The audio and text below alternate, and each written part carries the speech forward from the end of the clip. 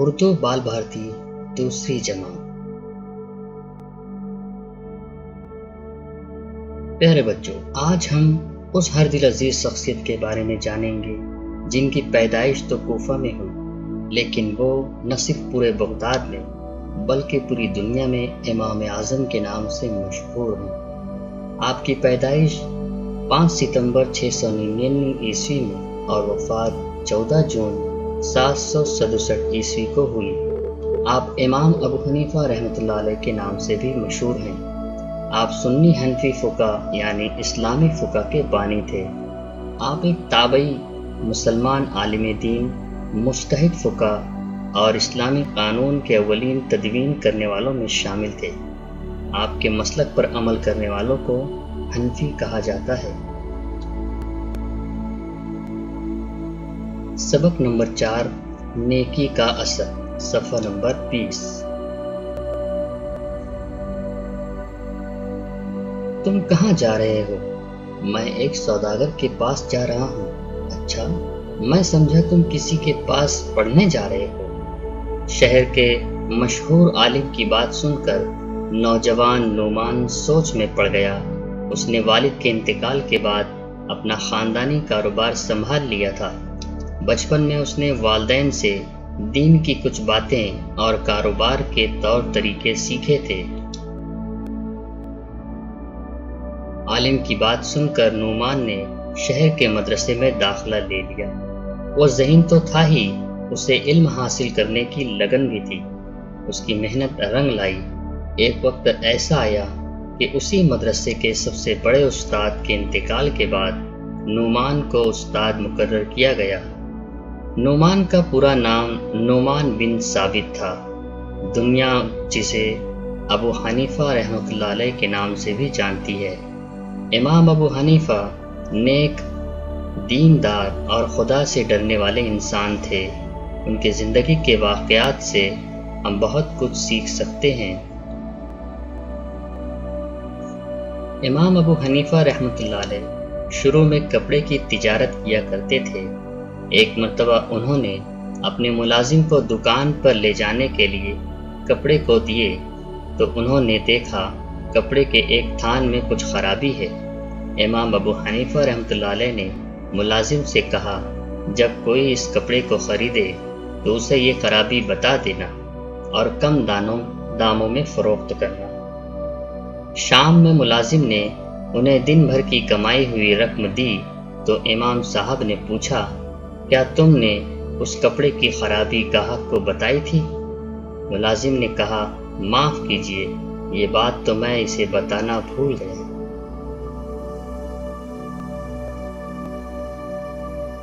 یہ سن کر امام صاحب افسوس کرنے لگے۔ انہوں نے اس دن کی ساری کمائی صدقہ کر دی۔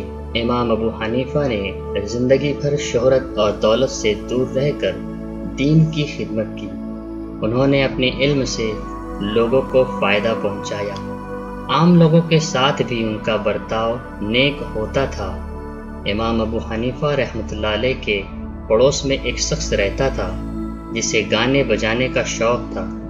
رات میں دیر تک اس کے شور کی وجہ سے امام صاحب اچھی طرح سو نہیں پاتے تھے۔ پڑوسیوں نے اس شخص کو سمجھایا کہ اس طرح امام صاحب کو پریشان نہ کیا کرو، مگر اس شخص نے لوگوں کی ایک نہ سنی۔ ایک رات گانے بجانے کی آواز سنائی نہ دی تو امام صاحب نے پڑوسیوں سے اس شخص کے بارے میں پوچھا۔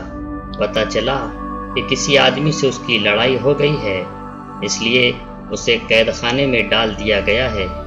امام صاحب نے قاضی سے گزارش کی کہ اس آدمی کو رہا کر دیا جائے۔ قاضی نے کہا، آپ ایک ایسے بے ادب شخص کی مدد کر رہے ہیں جو آپ کو تکلیف پہنچاتا ہے۔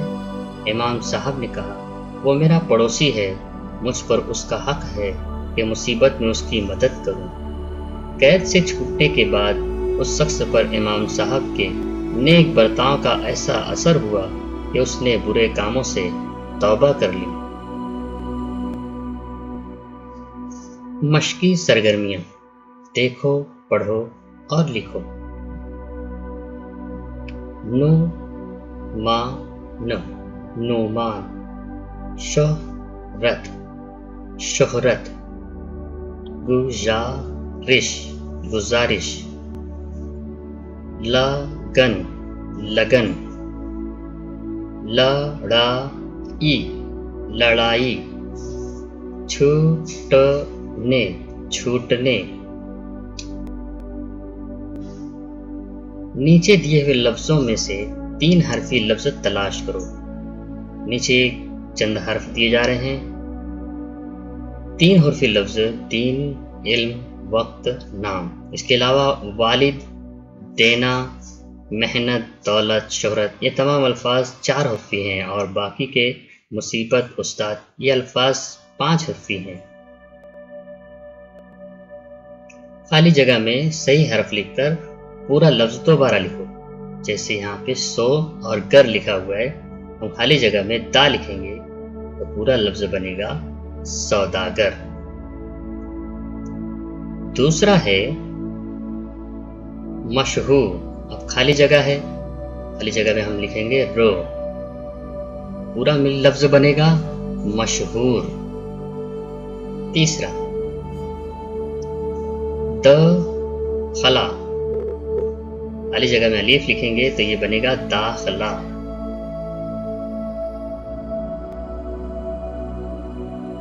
चौथा लफ्ज है मला और मीम लिखा है आगे, खाली जगह में हम जो लिखेंगे तो ये पूरा लफ्ज मिलकर बनेगा मुलाजिम। पांचवा लफ्ज तजा, खाली जगह और तो लिखा है, हम खाली जगह पर रो लिखेंगे, पूरा लफ्ज बनेगा तिजारत। छठा है दो, फिर खाली जगह और लत लिखा हुआ है, हम खाली जगह में वो लिखेंगे तो ये पूरा लफ्ज बनेगा दौलत। छठा आओ, खाली जगह और जो है, हम अलीफ लिखकर इसे पूरा लफ्ज बनाएंगे आवाज। आठवां है ओमद आ, खाली जगह मी, पूरा लफ्ज हम बनाएंगे आदमी।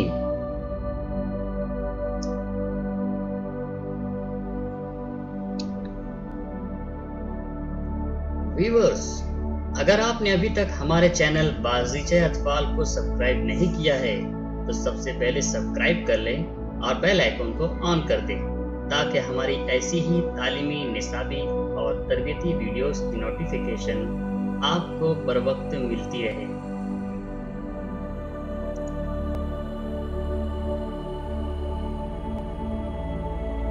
नीचे दिए हुए सवालों के जवाब लिखो। नंबर 1, बचपन में इमाम अबू हनीफा रहमतुल्लाह अलैह ने वालिदैन से कौन सी बातें सीखी? जवाब है बचपन में इमाम अबू हनीफा ने वालिदैन से दीन की कुछ बातें और कारोबार के तरीके सीखे। दूसरा, इमाम अबू हनीफा को किस बात की लगन थी? इमाम अबू हनीफा रहमतुल्लाह अलैह को इल्म हासिल करने की लगन थी। तीसरा, इमाम अबू हनीफा कैसे इंसान थे? जवाब है इमाम अबू हनीफा नेक, दीनदार और खुदा से डरने वाले इंसान थे। चौथा सवाल है इमाम साहब ने काजी से क्या गुजारिश की? जवाब है इमाम साहब ने काजी से गुजारिश की कि इसे रिहा कर दिया जाए। इमाम साहब के नेक बर्ताव का बुरे आदमी पर क्या असर हुआ? इमाम साहब के नेक बर्ताव का बुरे आदमी पर ऐसा असर हुआ कि उसने बुरे कामों से तौबा कर ली। खाली जगह भरो। नंबर 1, नोमान ने शहर के 0 में दाखिला ले लिया। खाली जगह में हम लिखेंगे मदरसे। दूसरा, नोमान का पूरा नाम 0 था। खाली जगह में हम लिखेंगे नोमान बिन साबित। तीसरा, इमाम अबू हनीफा शुरू में 0 की तिजारत करते थे। खाली जगह में हम लिखेंगे कपड़े। चौथा, इमाम अबू हनीफा के पड़ोसी को 0 का शौक था। खाली जगह में गाने बजाने लिखेंगे।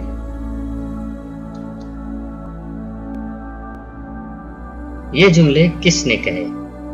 نمبر 1، تم کہاں جا رہے ہو بیٹا؟ جواب، یہ جملہ شہر کے ایک مشہور عالم نے کہا۔ 2، آپ ایک ایسے بے ادب شخص کی مدد کر رہے ہیں جو آپ کو تکلیف پہنچاتا ہے۔ یہ جملہ شہر کے قاضی نے کہا۔ تیسرا، وہ میرا پڑوسی ہے، مجھ پر اس کا حق ہے۔ یہ جملہ امام ابو حنیفہ رحمۃ اللہ علیہ نے کہا۔ خالی دائروں میں صحیح لفظ لکھو۔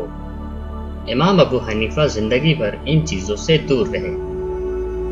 2 چیزیں ہیں جن سے امام صاحب ہمیشہ دور ہوئے، ایک ہے شہرت اور دوسرے ہے دولت۔ صحیح جملوں کے سامنے صحیح کا نشان لگاؤ۔ پہلا، میں بازار جا رہا ہوں، میں ایک سوداگر کے پاس جا رہا ہوں، میں مدرسہ جا رہا ہوں۔ ان تینوں جملوں میں سے صرف ایک جملہ صحیح ہے اور وہ صحیح جملہ ہے میں ایک سوداگر کے پاس جا رہا ہوں۔ دوسرا، کپڑے کی خرابی بتا دینا، کپڑے کی قیمت بتا دینا، کپڑے کو فروخت کر دینا۔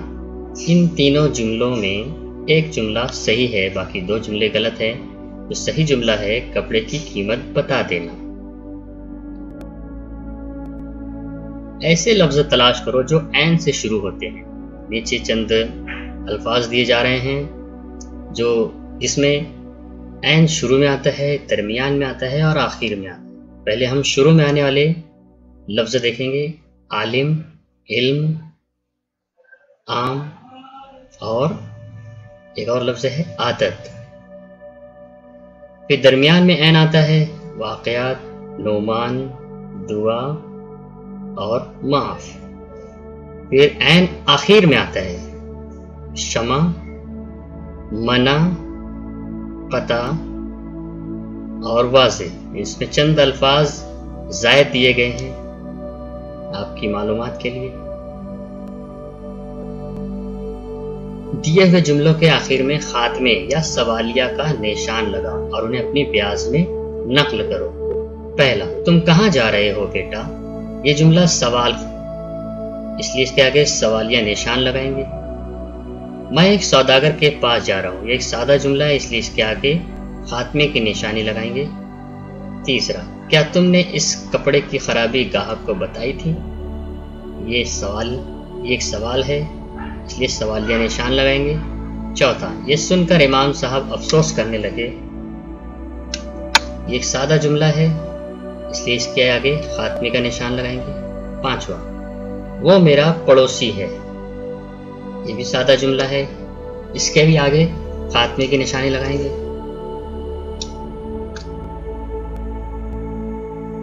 سبق سے ایک جیسی آواز والے لفظ لکھو، جیسے آنا، جانا۔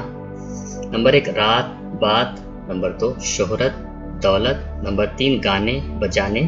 نمبر 4، گھر، بھر۔ 2 چشمے ہے والے لفظوں کے گرد دائرہ بناؤ۔ اس میں چند الفاظ دیے جا رہے ہیں جو اس میں 2 چشمے ہے ہیں۔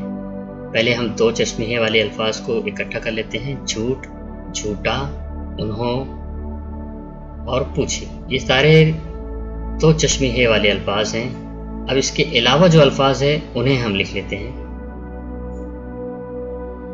امام، پہلوان، کاروبار، پہنچاتا۔ یہ تمام ایسے لفظ ہیں جن میں 2 چشمے ہے نہیں آتا۔ نیچے دیے ہوئے خانوں کے جملے پورے کرو۔ یہاں ایک لڑکا اور ایک لڑکی، ان کے جو جملے ہیں، مثال کے طور پر میں گھر جا رہا ہوں، میں گھر جا رہی ہوں، ہم انہیں لکھیں گے۔ نمبر 1، وہ پڑھ رہا ہے، اس جملے کو وہ پڑھ رہی ہے، لڑکی اس طریقے سے کہے گی۔ لڑکا، تم مدرسہ کب جاتے ہو؟ لڑکی، تم مدرسہ کب جاتی ہو؟ نیچے دیے ہوئے لفظوں کو لکیر کھینچے ہوئے لفظوں کی جگہ رکھ کر جملہ دوبارہ لکھو۔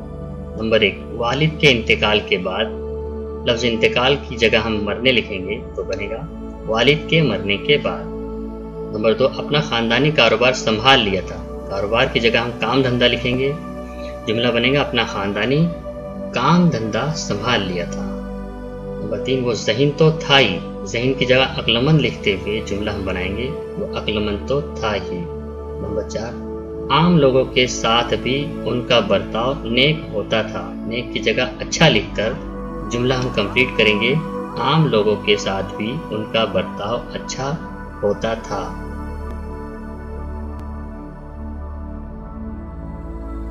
پیارے بچوں، آپ نے اس سبق میں ضرور کچھ نئے الفاظ دیکھے. آئیے ہم ان کے معنی و مفہوم کو بھی دیکھ لیتے ہیں. تجارت یعنی کام دھندا، کاروبار. ملازم یعنی کہ نوکر. قید خانہ یعنی جیل. فروخت کرنا یعنی بیچنا. برتاؤ یعنی سلوک. قاضی یعنی جج. ویڈیو دیکھنے کے لیے بہت بہت شکریہ. ویڈیو پسند آئے تو لائک اور شیئر ضرور کریں.